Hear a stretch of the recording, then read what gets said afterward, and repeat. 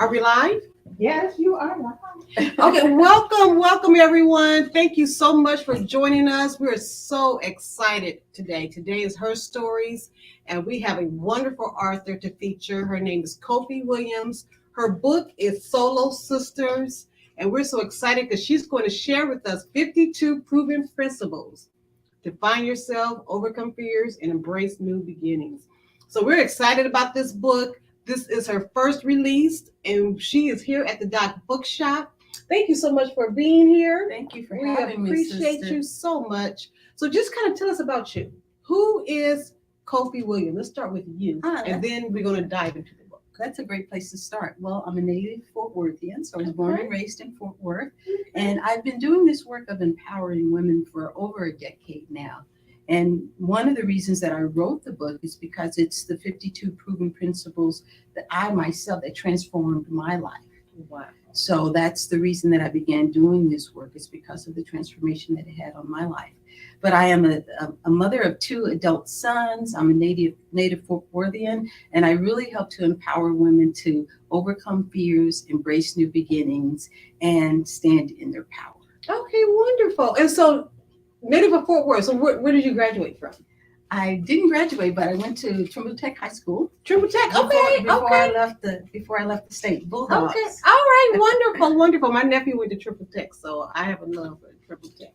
So wonderful. Okay, so let's get into the book. You said you've been like coaching, and so you've been doing that for how long? Over a decade now. Wow. Over a decade now.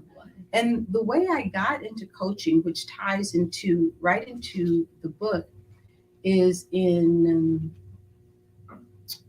1991. Mm-hmm. I called my sister up and I said, "Can you come and take me to the hospital?" And she said, "Sure, is something wrong?" And I said, "Yes."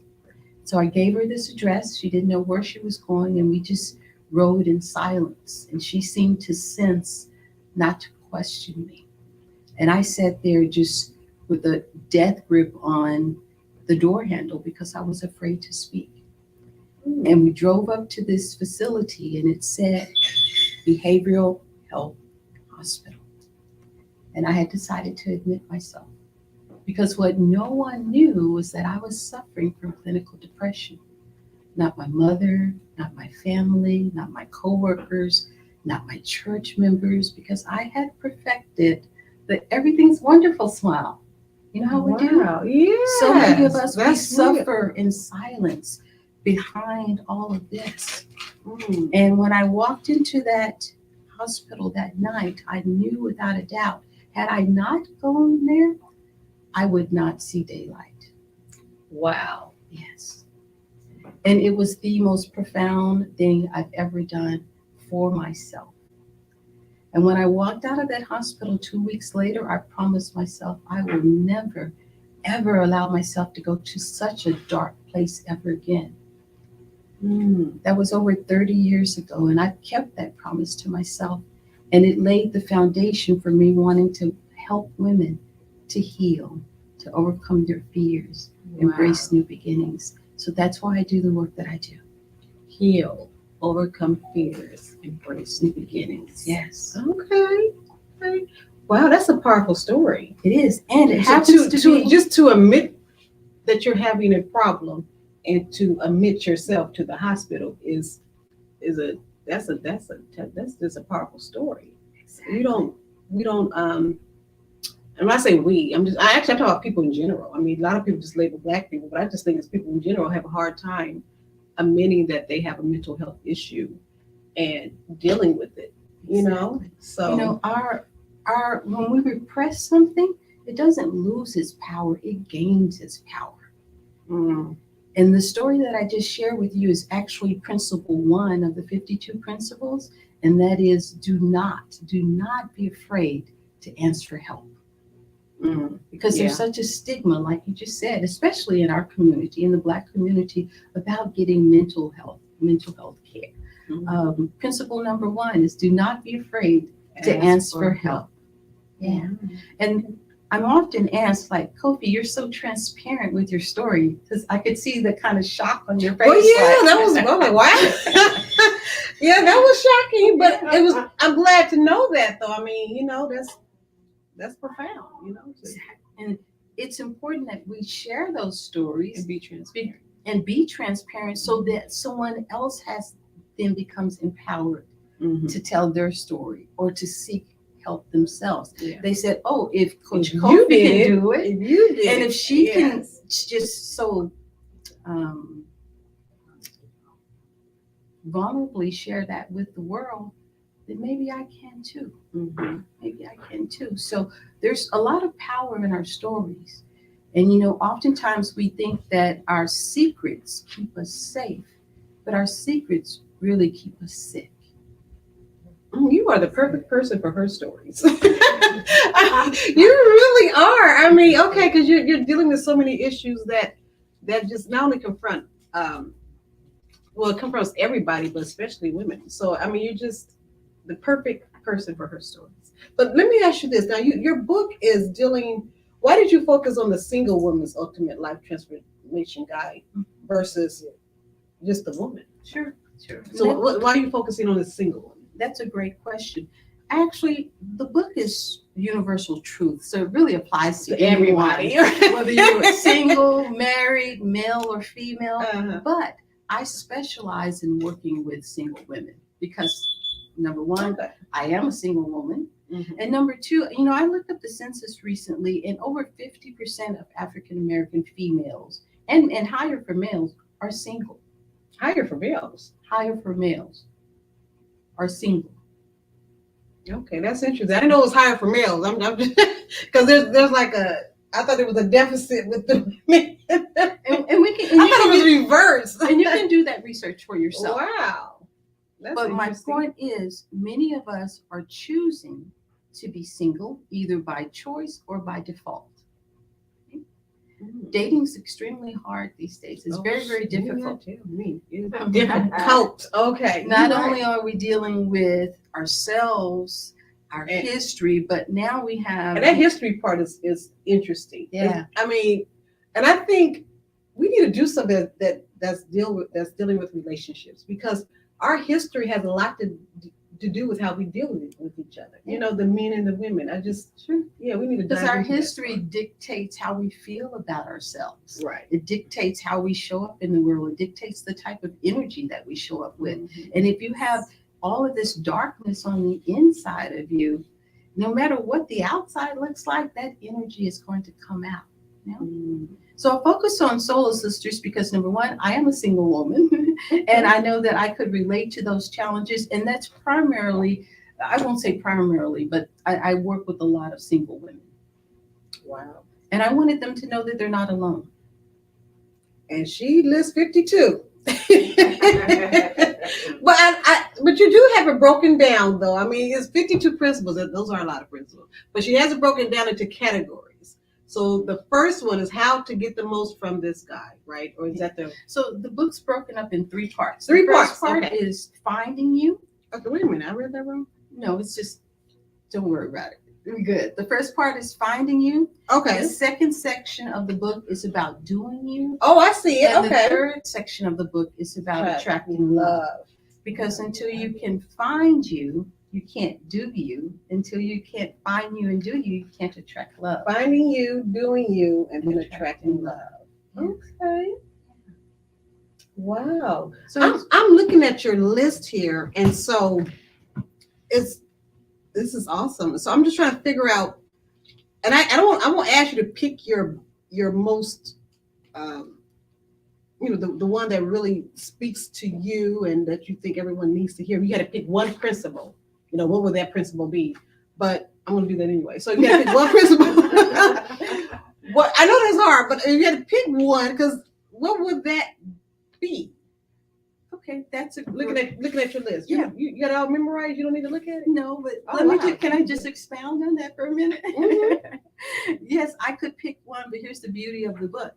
It's 52 principles, and that's really not a lot of principles, because some of the chapters are succinct, very short, and some are a little bit longer. Mm-hmm. But the whole process, the purpose of the book is you can open it up to any chapter and it will apply to your life. Any of the 52 principles, you Okay. can just flip open to it. She and I said it. guarantee, okay. She said, I'm going to do it. And then, G, I want you to do one too. Okay? Okay, we're going to do this. Okay. Okay. Where it land? Probably this one. I think I'm going to do empowered listening. Okay. I think this is me. Okay, empowered listening.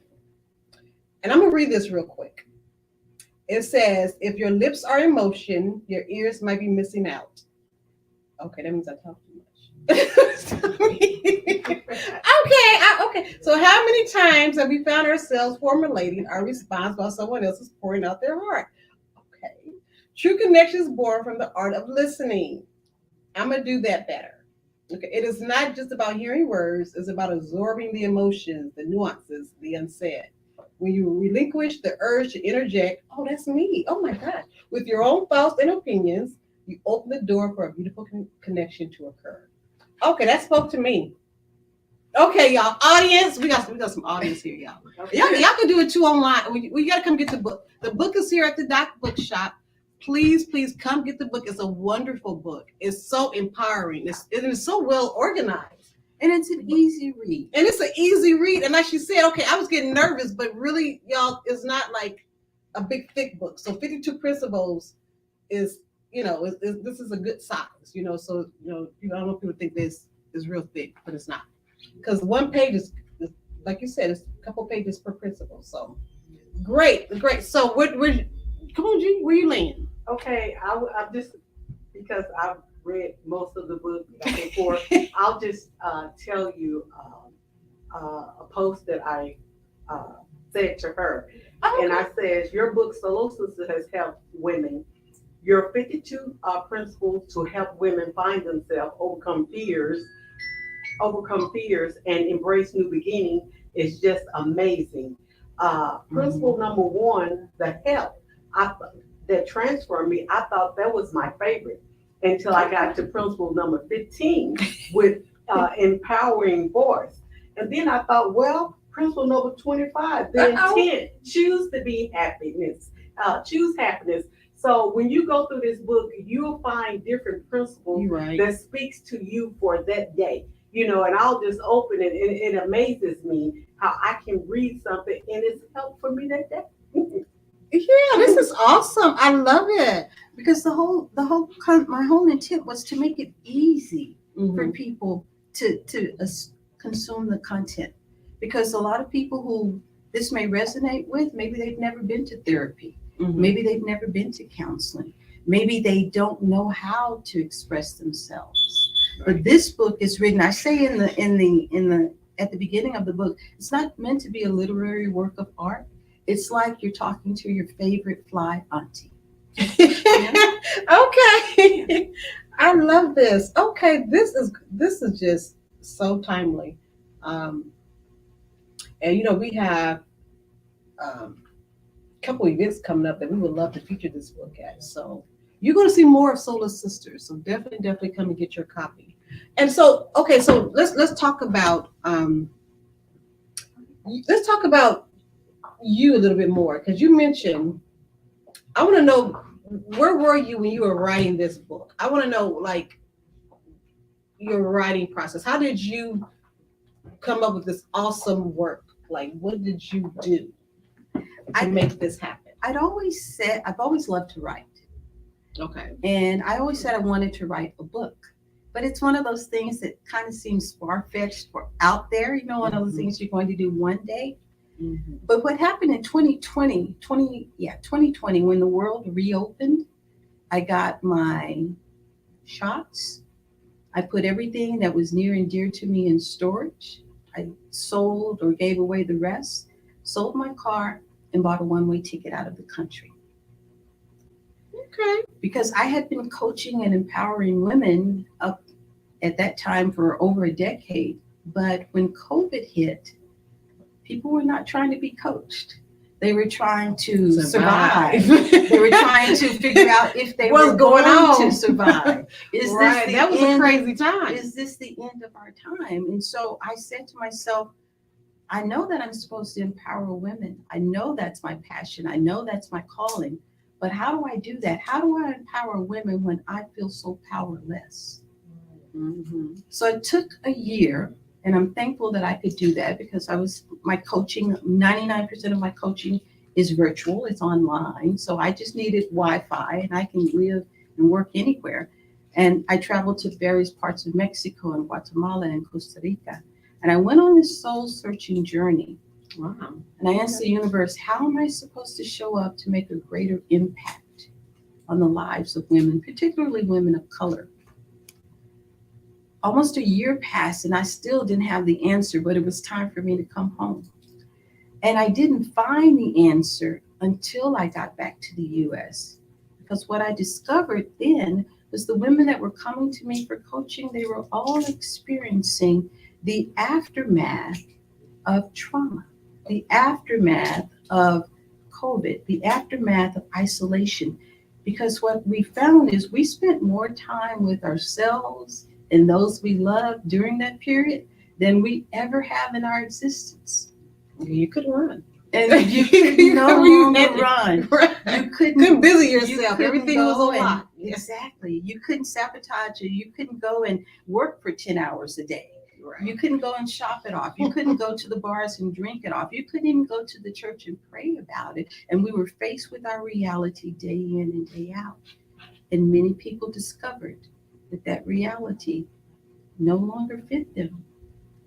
But we have all of these people now who've had this trauma, we have this realization, and they were stuck. They didn't know how to create this new existence for themselves.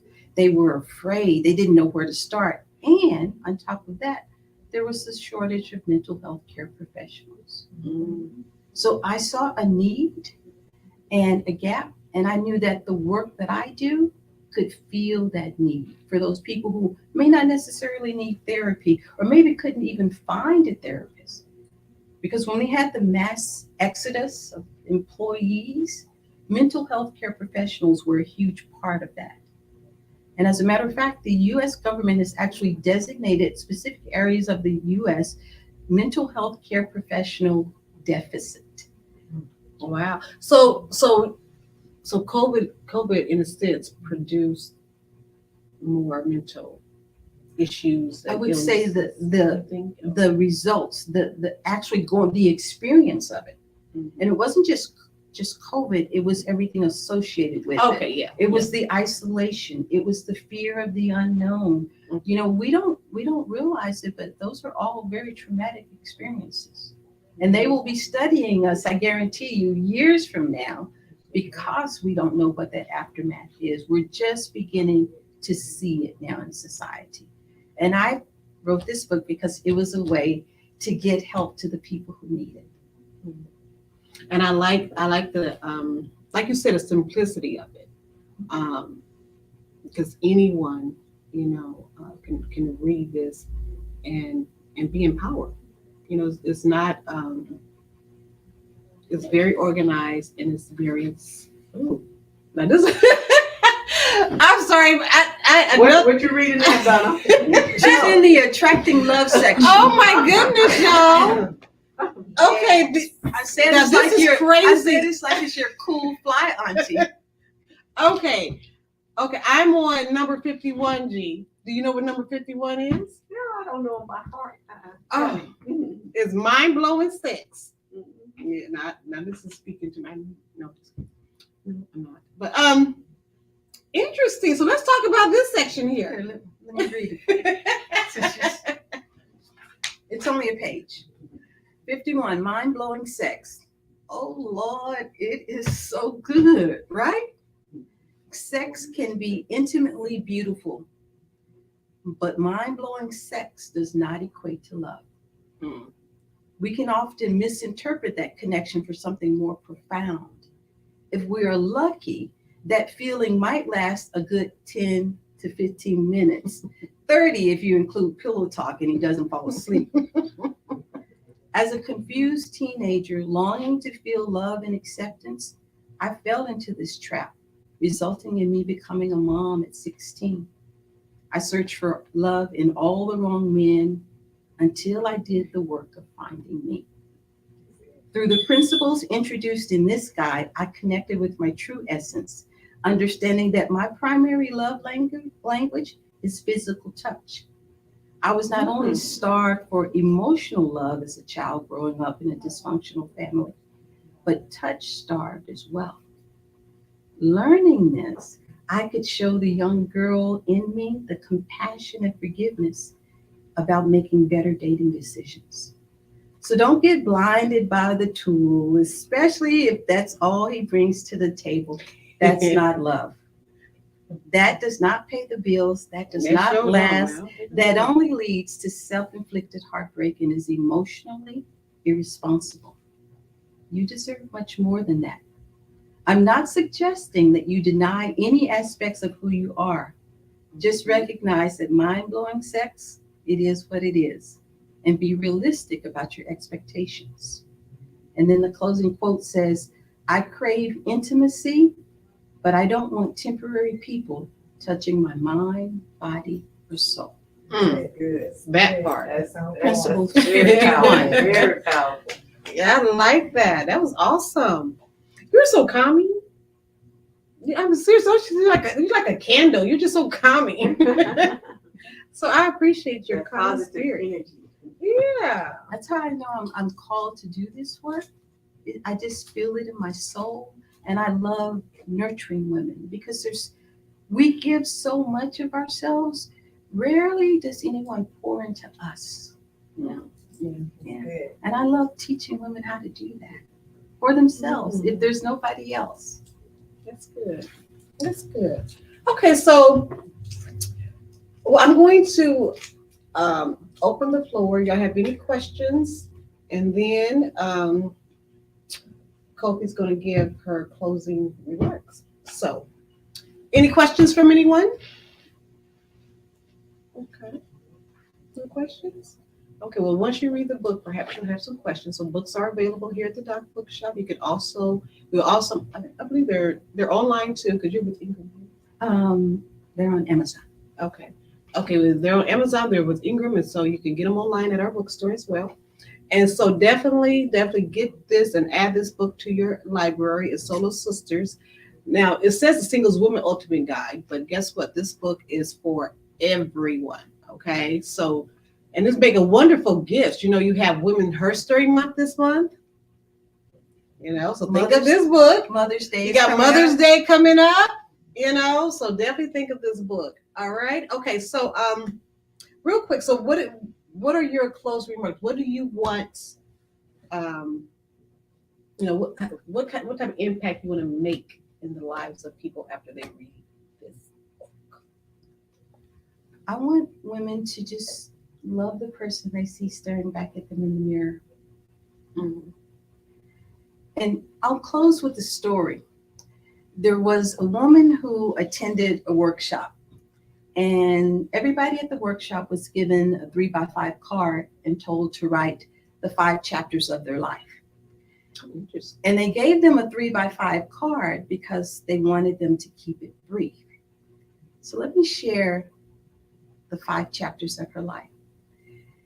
She says, I walk down a sidewalk and there's a deep hole.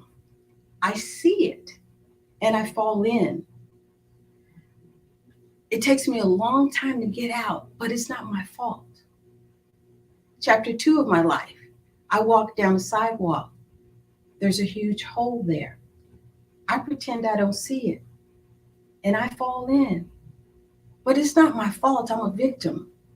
And it still takes me a really long time to get out. Chapter 3 of my life. I walk down that same street. There's a huge hole in the sidewalk. I fall in, but this time I recognize it is my fault. And I immediately get out. Chapter 4 of my life. I walk down that same street. There's a huge hole in the sidewalk. I see it and I walk around it. Chapter 5 of my life, she writes, I choose to walk down a different street. Love it. And that's what I encourage women to do. Whether if you're suffering in silence, if you're indecisive, if you're uncertain, if you don't know what to do, where to go, if you don't have a support group, choose to do something different. Choose to walk down a different street. And it could be as simple as picking up a copy of Solo Sisters from Coach Kofi. Wonderful. Now that's the way to end right there. Now, real quick, Kofi, tell people how to reach you. How do they get in contact? You can find me on all social media at Coach Kofi, and Kofi is Kofi. Yes. Okay. All righty. Coach Kofi. That's what I'm going to start calling you, Coach Kofi. Everybody does. Okay. Okay. Well, you all, thank you so much for joining us again. I want to encourage you to get this book. Come to the Doc Bookshop if you're in the DFW area. If not, definitely go to our website, thedocbookshop.com. If you're not, go to a local bookstore. You know, we support indie, so go to a local bookstore and get this book. Again, thank you so much for being here. Thank you. I Thanks for having enjoyed me. our conversation. Yes. It was so empowering. I feel better. It's always good when you have a conversation with someone and you feel better. You know what I'm saying? So I appreciate that. Because of you, I feel better. And I hope you feel better too after just hearing our conversation, and you're inspired to get the book and to share the book with others. All right, so we appreciate you. And my sister is not here to stop it, so I'm walking around, folks. Peace and light, everybody.